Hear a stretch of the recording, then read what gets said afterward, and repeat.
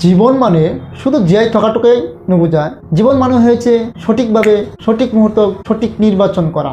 আপুনি আজি যি সিদ্ধান্ত লয় সেটাই অহাকালি আপোনাৰ জীৱন হিচাপে গঢ়ি তুলিব।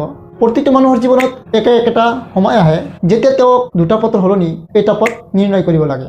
এটা পথ হ'ল সহজ, আনটো পথ হ'ল কঠিন। বেছিভাগ মানুহে সহজ পথটো বাছি লয় কাৰণ এইটো আৰামদায়ক। কিন্তু মনত ৰাখিব, সহজ পথে আপোনাক কেতিয়াও গন্তব্যস্থানলৈ লৈ নাযায়। আমি কেতিয়াবা ভুল সিদ্ধান্ত লওঁ, ভুল মানুহ বাছোঁ, ভুল কৰ্ম বাছোঁ, কিন্তু তেতিয়াই জীৱনটো শেষ হৈ নাযায়। ভুল নিৰ্বাচন মানে হাৰি যোৱা নহয়, ভুল নিৰ্বাচন মানে আপুনি শিকি আছে। প্ৰতিটো ভুলে আপোনাক শিকায় আপুনি কি নকৰিব। এতিয়া হ'ল নিৰ্বাচন। আপুনি নিৰ্বাচন কেনেকৈ কৰিব? সঠিক নিৰ্বাচন কৰিবলৈ হ'লে আপোনাৰ তিনিটা কথা মনত ৰখা অতি দৰকাৰ। প্ৰথমে আপোনাৰ লক্ষ্য কি, এইটো যদি আপোনাৰ স্পষ্ট থাকে সিদ্ধান্তটো সহজ হয়। 2 নম্বৰত হৃদয় আৰু মগজু, এই দুয়োজনীৰ কথা শুনক, মাত্ৰ অনুভূতিৰে নহয় যুক্তিৰে চিন্তা কৰক। 3 নম্বৰত আপুনি সদায় ভয়ক জয় কৰক। বহু সময় আমি ভয়ৰ বাবে ভুল পথটো বাছি লওঁ।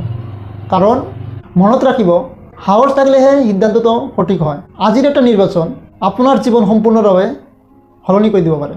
আপুনি কি হ'ব বিচাৰে সেইটো আপোনাৰ সিদ্ধান্তত কিন্তু লুকাই আছে। অন্যই কি ক'ব সেইটো নাভাবি আপুনি কি হ'ব বিচাৰে সেইটো চিন্তা কৰক। সেইবাবে আজিয়েই আপুনি এটা সঠিক সিদ্ধান্ত লওক নিজৰ সপোনৰ বাবে, কাৰণ আপোনাৰ জীৱন কাহিনী লিখিবৰ বাবে আপোনাৰ সিদ্ধান্ত দৰকাৰ। বন্ধুসকল, যদি ভিডিঅ'টি ভাল লাগিছে ছাবস্ক্ৰাইব কৰিবলৈ নাপাহৰিব, লগতে লাইক শ্বেয়াৰ কৰি দিব।